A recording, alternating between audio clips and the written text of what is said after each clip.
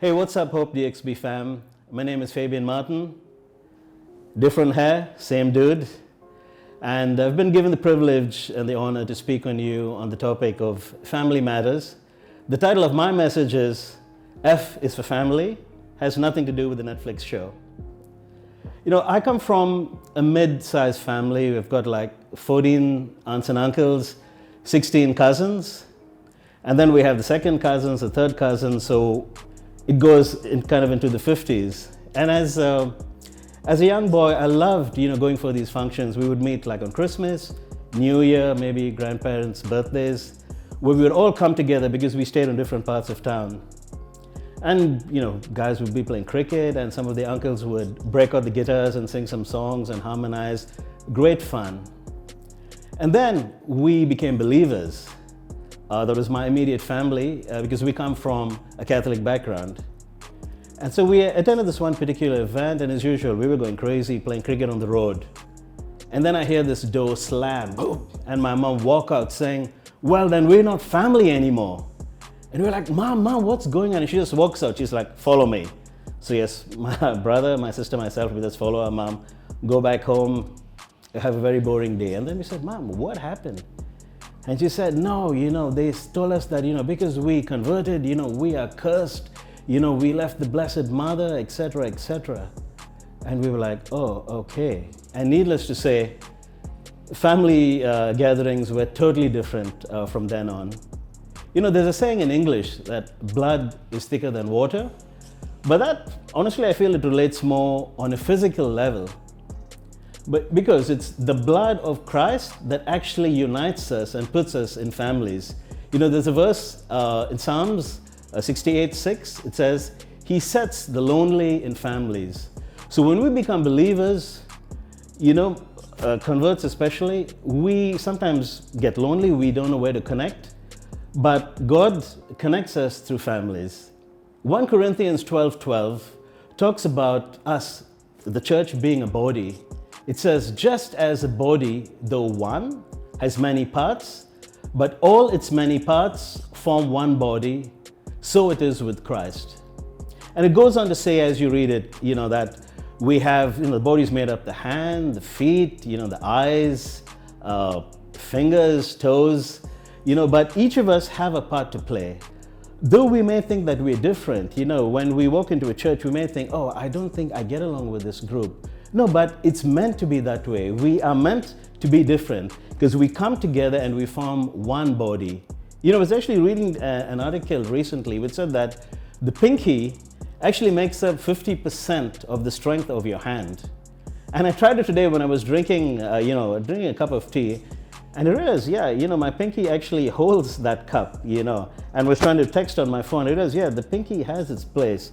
So though we may not find our place immediately, but each one of us, no matter what our role is, no one is better than each other. We all form part of the body with Christ as our head. And also in the church, we have many gifts. It says again in 1 Corinthians chapter 12:29, "Are all apostles? Are all prophets? Are all teachers? Do all work miracles? Do all have gifts of healing? Do all speak in tongues? Do all interpret?" The gifts come from the Holy Spirit, right? So we all have unique gifts. I wish I had interpretation of tongues, but I speak in tongues. So when we come into church, this becomes a family, right? Each one of us bring in our gifts, and we operate together as one body, and that's how we go into the world and we share the gospel. And how do we share it? We need to be connected because we're not meant to be alone. We're meant to be plugged in, we're meant to be connected together. I'm going to tell you a short story. A couple of years ago, I had to travel to Angola on business. And as I went down there, came across immigration, they were like, "Oh, Indian passport, please come down here." I was like, "Man, nice treatment." They take me down there, put me into this waiting room, and I see tons of other Indians, Pakistanis, Chinese, Arabs. And they're like, "Oh, just wait down here because you need a separate paper. And we have called your company. They're going to come and just give us that paper and, and you can leave." And now my phone was like at 10%. I had two phones back then. This was way back. We had Blackberries then. I had a Blackberry and I had an iPhone. I think it must have been an iPhone 4 or something. Both the phones were at 10%. And I was happy, you know, Instagram, yada, yada, yada. And then when I looked around, I realized that I was the only guy in the room. Everyone had left. And when I tried to go and, you know, check the door, I realized it was not a waiting room, it was a holding cell. And I was stuck down there, my phone was almost done. I was like, I've got to call my colleague to come and get me, because obviously they didn't do it. But then my phone was now at 2%. I realized if I called, my phone was going to die. And then I looked around and I found another guy in the room. He was Angolan and he seemed to be a bit of a criminal because everyone was keeping the distance from him. I ran up to the guy and I said, brother, I'll give you $100. Can I use your phone? I need to call someone urgently. And he was like, okay, who's going to say no to $100, right? Gave him the money, called my company. They came down there, bailed me out. I didn't have to do anything. They just took me out and took me straight to the hotel. You see, having an iPhone, having a Blackberry, good phones, but if you're going to run out of battery, you're useless.